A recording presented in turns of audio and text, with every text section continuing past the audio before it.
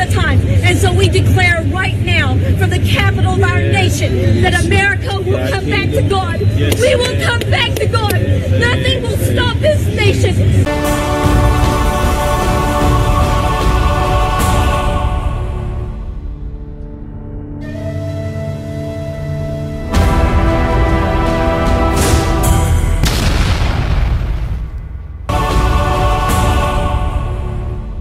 Sa ating ipinakitang video, ang mga demonyo ay pinapatawag sa White House. Hindi ito mga satanismo, hindi rin ito mga Luciferian, ngunit makikita mo ang mga ganitong mga kaganapan na itinatanghal mismo sa puok kung saan naroroon ang kapangyarihang politikal ng Estados Unidos ng Amerika. Hindi ito angkop na mananawagan sila ng mga demonyo para tulungan na sakupin ang White House ng Amerika. Maligayang pagdating mga mahal kong kaibigan dito sa channel ng VTD Media Ministry.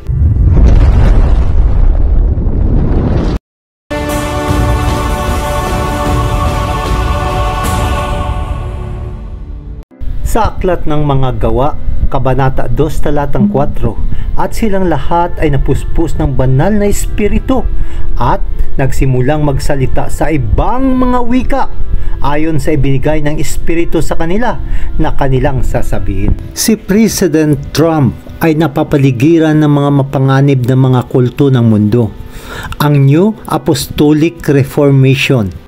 Ayon sa Mediaite.com, June 23, 2025, isang viral video ang makikita na isang grupo ay nananalangin ng speaking of tongues sa puok ng White House sa isang event na pinangungunahan ng opisina mula sa Faith Office ni Trump.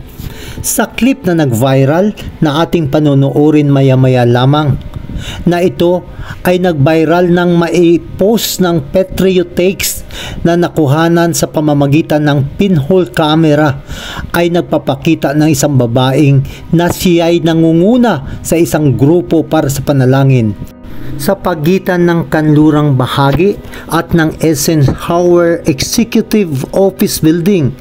Bago nating panoorin ang clip, ito ang kopya ng video. Ito ang sinasabi ng babaeng pastora. Nagpapasalamat kami ngayon, Panginoon, na mula sa silangan, sa kanluran, sa ilaga at sa timog, alugin mo ang Amerika na iyong kapangyarihan at ng iyong kaluwalhatian. Inalis namin ang gawain ng kaaway. At pagkatapos sabihin ito ng babaeng pastora ang mga salitang ito, siya ay nagsalita ng makabagong wika. Lord, from the east, the west, the north, and the south, you will shake America with your power and your glory. We cancel every assignment of the enemy. This nation was birthed enemy. This nation was birthed enemy. This nation was birthed to be one nation under God. And we are standing on the soil of the White House, and we are declaring your word. Every place that our foot will trod, you will give it to us. And we are taking the land. We thank you, O Lord. You have brought us to the kingdom for a time such as this, and this is the time. And so we declare right now from the capital of our nation that America will come back to God. We will come back to God. Nothing will stop this nation. Napapansin mo ba ang mga salitang Chara Baba ay paulit-ulit na binabanggit? Ito ay nagsusumamo sa masamang espiritu. At kung ating pag-aralan ang mga aral mula sa Biblia, ito ay mga wikang pagkalito ng Babylonia. Si Jesus ay nagbigay ng babala sa atin na ang mga nagsasalita sa ganitong paraan ay nagpapatawag ng mga demonyo. Mga kaibigan, bigyan natin pansin ang reaksyon ng isang netizen. Trump's faith office, this was yesterday, praying and speaking in tongues, it appears, in front of the White House. Folks, I am not making this up. This is part of Donald Trump's faith office, a bunch of right-wing evangelical lunatics. Listen to what this sounded like yesterday. We just thank you right now, Lord, from the east, the west, the north, and the south. You will shake America with your power and your glory. We cancel every assignment of the enemy. This nation was birthed to be one of the enemy. This nation was birthed to be one. May mga nagkomento na ito ay isang kapalaluan na nakakasakit. Sabi ni Obi Only, nahihiya ako para sa mga tao na naniniwala sa walang kabuluhang bagay na ito, at ang mas malala na ang administrasyon na ito ay iniisip na ito ay mahalaga. Sabi ni Diane Tood, hindi ako makinig sa mga ito, mga hipokrito.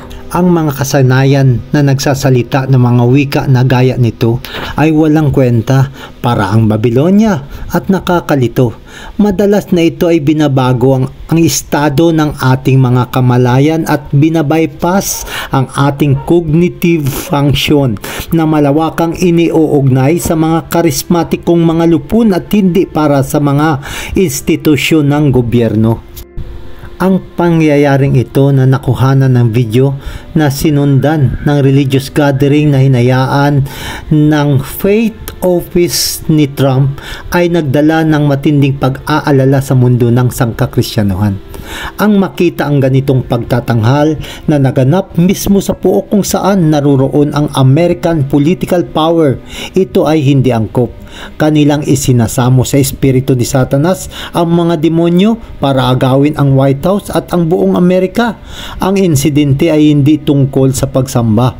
Kahit sila ay nagdasal at pabulong na binabanggit ang pangalan ng Panginoon, ito ay mapanganib na pinaghahalong mistisismo at kapangyarihan ng Estado. Christ's body in which he speaks and acts and by which he fills everything, including the White House, including the White House, including the White House, including government halls, including universities, including education centers, including the best medical labs, including the biggest businesses. How does he do that? He does that through you. He does that through me. Wherever I go, God rules. When I walk on White House grounds, God walks on White House grounds. Rekeya mandara boko sokota, ronda ya kande eke seke la mama mandara bakase, medara bakande la babakaso, ya la mananya nano sakayato ya kande, ya makado ya batadia city akano ya katara city. Naniniwala sila sa 7 Mountain Mandate at ito ay sa demonyo ang likas. At bakit ko ito nasabi? Dahil ibinigay kay Kristo ang malinaw na pagpapahayag para dito sa mga hindi maliwanag na mga prinsipyo. Ang mga Kristiyano ay dapat maalarma at mainis sa mga agresibong pagkilos na ito na kanilang tinatawag na Christian Dominionism at 7 Mountain Mandate. Ang tinutukoy na 7 Mountain Mandate ay tinatawagan ang mga Kristiyano para kontrolin at lupigin ang 7 galamay ng impluwensya na panglipunan: ang pamilya, relihiyon, edukasyon, sining, entertainment, ito ang media, ang negosyo at ang gobyerno. At ang mga miyembro ng kilusang ito na tinutukoy na New Apostolic Reformation o NAR ay nag-aangkin na sila ay may mandato mula kay Jesucristo na upang lupigin ang 7 bundok na ito at makontrol para kay Kristo, at naniniwala pa sila na kapag sila ay magtagumpay, si Jesus ay babalik na dito sa lupa. Itinakda nila ang mga yugto para sa maling revival, binanggit sa mga hula ng Apokalipsis 16:14, na kahit sila ay nagdarasal at pinabanggit ang salita at pangalan ng Diyos, sila ay mga espiritu ng diablo na gumagawa ng mga kababalaghan. Ang spiritual advisor ni Trump at ang Faith Office Senior Advisor ng White House ay si Pastora Paula White, na kanyang pinangungunahan ang isang grupo na mahigit sa 100 pastor para sa pagsambang ito na nagsalita ng mga walang kwentang mga wika para ang Babylonia. Ang mga pastor na ito ay naimpluwensya nitong cult priest Priestess na si Paula White ng NAR, ang New Apostolic Reformation na siyang sumakop sa White House, na sila ay na-impluwensya ng kaparehong espiritu ng kanilang pinuno. Ang tinatawag na speaking in tongues sa White House ay hindi ito banal at walang kabuluhan, na ipinanganak mula sa binagong estado ng kamalayan na kung saan ang normal na pattern ng pag-iisip ay suspendido. Hindi ito biblikal na tinatawag na gift of tongue na ibinibigay para sa pagpapahayag ng ebanghelyo, bagkus ito ay pagtatanghal na makabagong gawain ng paranormal na sinakop ang puso ng isang political leadership ng bansa, at ito'y nagpapakita na tila ang lumalabas ay walang pamahalaan ang Amerika at ang pambansang direksyon ay tinutukoy na dapat maalarma ang bawat mamamayan.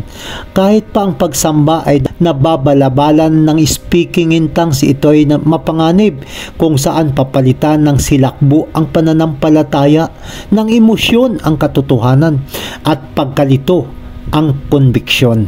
Ito ay nagpapahayag ngayon ng pagpalit mula sa kasalukuyang pamahalaan patungo sa espiritual na pagkalito na mayroong mas malalim na prophetikong implikasyon na dapat nating mapagtanto. Kaibigan, kayo ba ay kasama ko na tumatanggi sa pamamaraan ng Babylonian pagsamba? Ito ang panawagan sa atin ngayon ng ating Panginoon. Ayon sa Apokalipsis 18:4, itong sinasabi, mangagsilabas kayo sa Kanya. Ang tinutukoy ay ang pagsambang Babylonia, bayan ko. Bakit? Upang huwag kayong mga karamay sa Kanyang mga kasalanan at huwag kayong magsitanggap ng Kanyang mga salot. Kaibigan, isang Diyos lang ang ating dapat sambahin. Sa Apokalipsis 14:7, ito ang sinasabi, matakot kayo sa Diyos at magbigay ng kaluwalhatian sa Kanya, sapagkat dumating na ang panahon ng Kanyang paghatol. At magsisamba kayo sa Kanya na gumawa ng langit at ng lupa at ng dagat at mga bukal ng tubig. Panahon na ito, kaibigan, na tayong lahat ay magsipaghandap. Ang panahon ay tunay na malapit na, ng ating Panginoong Hesus ay malapit na dumating. Kaya tayo patuloy lang na mag-aral ng salita ng Diyos dito sa programa ng mga istorya, propesiya at mga katotohanan na nagmula sa Biblia.